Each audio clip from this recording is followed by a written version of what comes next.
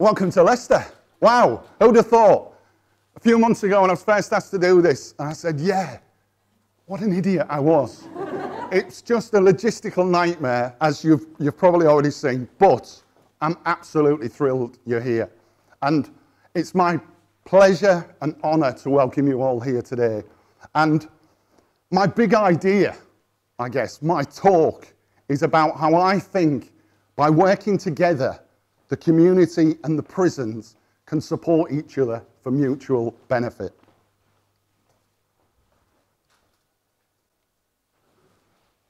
The slide there shows a Nile crocodile and an Egyptian plover.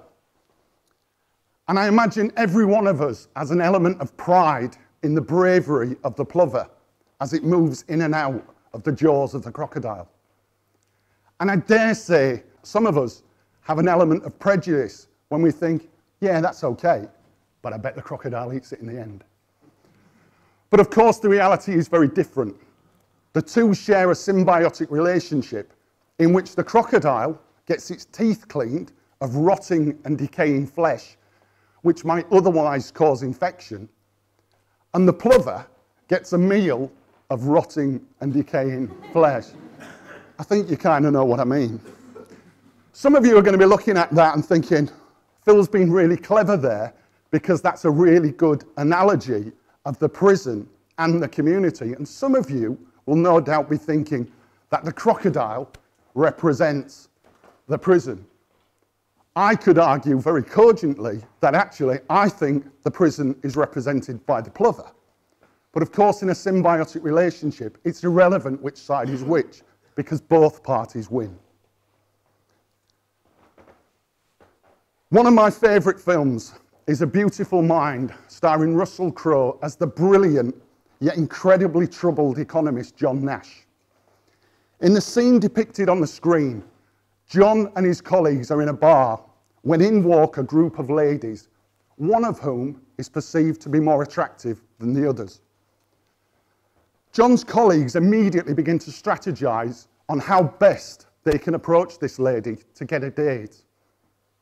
John realises that if they all go towards this lady, they will most likely block each other and none of them will get a date. John surmises, probably rightly, that following that, the men will move on to the other ladies, who of course will be offended at being perceived as second best, and who also will most likely reject their advances. John determines that the best outcome for the individual and therefore the group is to avoid the perceptively more attractive lady and instead focus on the others, which would enhance their chances of getting a date. Now, as with a lot of Hollywood portrayals, this is not actually a very good example of Nash's equilibrium theory.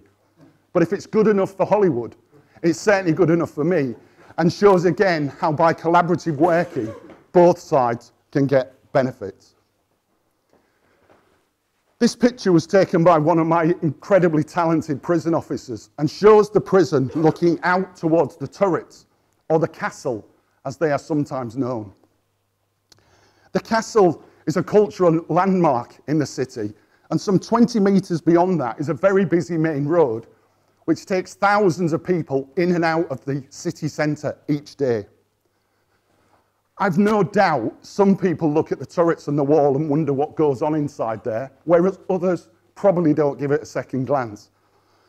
But about a year ago, when I first opened up my doors to the community, I was taken by the amount of local people who told me that as children, if they were naughty or bad, they weren't threatened with bed, they were threatened with going to the castle. A more charming story was that of a lady who told me as a child she was told a princess was held in the castle. And I have to say, I don't know who was more disappointed following her tour. The lady who established there's no princess in here, or the lady's parents, who I've no doubt got a right good kicking for lying to her all those years ago. And finally, and in many ways, the reason we are doing this event today, to try and dispel some of these myths and prejudices, was a group of colleagues who, upon seeing prisoners for the first time, remarked, "Ooh, They look just like us. I said, yeah, wouldn't it be good if everybody in the criminal justice system had two heads, as that way we would know they were guilty. But of course, there's a reason they look just like us, and that's because they are just like us. Leicester is unique in many ways, that 62% of my men are from Leicester or the wider county of Leicestershire. For comparison, Nottingham has about 42% of its folk from Nottingham City or Nottingham County. And therefore, I would argue that whether we like it or not, my men are already an integral part of this community because they are all going to be released at some stage.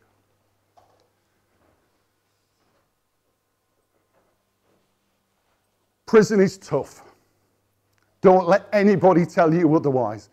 Anybody who says prison is easy has not spent any meaningful time either working, visiting, or indeed staying in a prison. My men and the men all around the country go through tremendous challenges, and whilst nobody wants sympathy today, it is worth reflecting on the difficulties that these guys have to go through. I'm delighted so many people are here today, both as guests, as exhibitors downstairs, performers. We've got some more performers this afternoon. Also these fantastic banners that have been created, and also some catering. And I want you to meet with the men and talk to the men, not to my staff, talk to the men, because they live this every day and they understand far better than I do. When we started doing this, I was chatting to one of my men and he said, it's all well and good this, Phil, but all we actually want is a microwave for the fours. And so it is about understanding what it is from the men's perception. Many of you will have heard of the Pareto principle, the 80-20 rule as it's more commonly known. I want to expand on that slightly by talking about the 20-60-20 rule, as it is my inference that 20% of my men are actually not ready to stop offending. Their lives at the moment are too chaotic. They haven't been able to stabilise their substance misuse or mental health issues. And whilst your support from the community is welcome, I have my existing stakeholders and partners, and we're happy to continue to work with them. I would further contend that at the opposite end of the spectrum, I've got 20% of my men who are unlikely to reoffend. Either it was a one-off offence in the first place, or more likely, they have now stabilised. That therefore leaves the critical mass of 60%, and it is that group that I want your support with. When I was asked to do this TEDx event, I did so without hesitation because I'd attended an event last year at the Curve, and I saw the opportunity that that brought to me to bring the community and the prison together. It's fair to say, I'm sure my staff, my senior management team, would wish I had hesitated because it has been a logistical nightmare to do this. Having cameras in a prison is not normally a good idea. But we did it because it was the right thing to do, and that in many ways has been our mantra since I arrived. Do the right thing, and the rest will follow. A few weeks ago, I attended an employment event at the City Hall where I spoke to business leaders, and I was told there is a shortage of apprentices. I have apprentices. I was told with the advent of Brexit that the service and hospitality industries may nigh on collapse. I have men who can support those industries. Today is very much about dialogue, and I want to start that dialogue. One of the opportunities that the prison brings, and you'll see from some of the other talkers, is that in many ways prisons should be seen as job centre plus. They should be seen as training academies. We have an opportunity to release our men in a structured way on release on temporary licence, which the next speaker is going to talk about in more depth. There are opportunities. There are opportunities to mentor, coach, interview my men, and also opportunities to support my staff.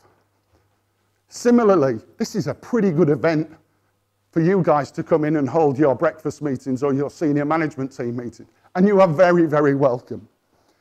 But ultimately, I want you to start the dialogue. A year ago, when I started out with my partners, we were unclear about what it was that we could do, what I could offer, what they could offer. But we started small, gained confidence, and then expanded to a range now of activities, and be under no illusion the impact that has on the men. To close, today's event is in Leicester, but it could just as easily be in Exeter, Liverpool, Leeds, London. And as this is a global audience, let's say North America, Chicago, Atlanta, Dallas. I urge the community to contact their local prison, if it's not Leicester. Start the dialogue. I urge my peers, my governor grades, wardens, to make contact with the community and start to do the right thing. Because after all, it is surely incumbent on all of us to turn today's offenders into tomorrow's active participants in the community. Thanks very much.